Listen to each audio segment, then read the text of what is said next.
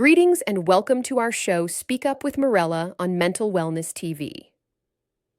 Today, we are going to explore a deeply important topic for our mental well-being: how not to take things personally, and how we can manage this with practical solutions and strategies for greater emotional and mental resilience. Each of us has, at some point in life, felt the sting of a careless comment, a silent glance, or an unanswered message. We might find ourselves ruminating, questioning what we did wrong, whether we are being judged or whether we've failed in some way. Taking things personally is something that affects all of us. It is a very human tendency, rooted in our vulnerability, our longing for connection, and our desire to be seen and accepted. When we take things personally, we internalize the behavior or words of others as reflections of our own worth. But often, what people say or do is far more about them, their struggles, their perspectives, their wounds, than about us. The path to mental wellness invites us to recognize this deeply and to develop the inner strength to separate our self-worth from external events. According to studies in the field of psychology, individuals who frequently take things personally are more prone to anxiety, depression, and interpersonal conflict. A 2018 study published in the journal Emotion found that people who interpreted ambiguous social situations as personal rejections were more likely to experience negative emotions and lower self-esteem. The brain, when primed by repeated personalizations, begins to perceive threat where there may be none, leading to chronic stress and emotional fatigue. But let us also say this clearly and with compassion. This pattern is not a flaw. It is a protective mechanism. It usually begins in childhood, where we learn to interpret the reactions of others as indicators of safety, love, or danger. A parent's disapproval, a teacher's harsh words, or early experiences of rejection may have taught us that we need to read between the lines to stay safe. This habit, though once useful, becomes burdensome in adulthood. Our work, then, is not to judge ourselves for taking things personally, but to grow beyond the need to do so. This is possible, and it is powerful. One of the first steps in transforming this tendency is cultivating awareness. When we feel triggered, let us pause and ask, what am I believing right now? Am I assuming that this is about me? Could there be another explanation? This gentle inquiry creates space between the event and our interpretation.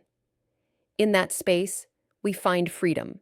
Another essential practice is to strengthen our sense of self-worth from within. When we know who we are, we become less reactive to the opinions or behaviors of others. This doesn't mean we stop caring, but rather that we no longer collapse every time we feel unseen or misunderstood. We learn to validate ourselves, to trust our intentions, and to remain grounded in our truth, even when others cannot see it. Let us also remember that boundaries are a form of kindness. Taking things personally often arises when we feel overly responsible for the emotions or actions of others. But we are not responsible for how someone chooses to communicate, nor are we responsible for their inner life. What we are responsible for is how we respond. When we build healthy emotional boundaries, we allow ourselves to stay connected without absorbing what does not belong to us. There are practical tools that can support us in this process. One such tool is reframing. For example, instead of thinking, "They ignored me because I'm not important," we can pause and say, "Perhaps they were distracted, tired, or dealing with something I don't know about." This doesn't excuse unkindness, but it helps us return to clarity and compassion, both for ourselves and others. Another helpful strategy is journaling. Writing down our thoughts when we feel hurt or rejected can help us uncover patterns. Over time, we begin to see how often our mind jumps to personal conclusions, and how many of those conclusions are not grounded in truth.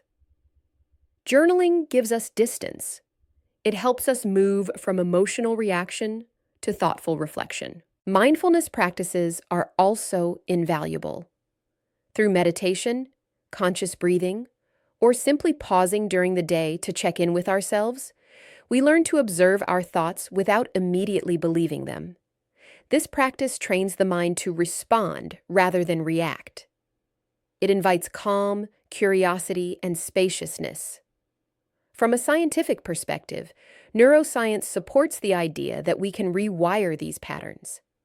The concept of neuroplasticity tells us that our brains are capable of change, even in adulthood. With consistent practice, we can weaken the neural pathways associated with automatic personalization and strengthen those connected to self-awareness, empathy, and emotional regulation. Let us also talk about the role of empathy. Sometimes, when someone says something hurtful, it helps to remember that they too are suffering. Perhaps they lack the tools to express themselves kindly. Perhaps they are acting from their own wounds. While this doesn't mean we accept disrespect, it does help us depersonalize their behavior. It allows us to say, "This is their pain, not my identity." This shift in perspective is liberating. It breaks the cycle of emotional reactivity. It allows us to stay rooted in our own energy without getting swept up in the storms of others. Another powerful approach is to reconnect with our values. When we live from our values, kindness, honesty, courage, compassion, we no longer need everyone's approval. We measure our actions against our own inner compass, not the ever-shifting reactions of others.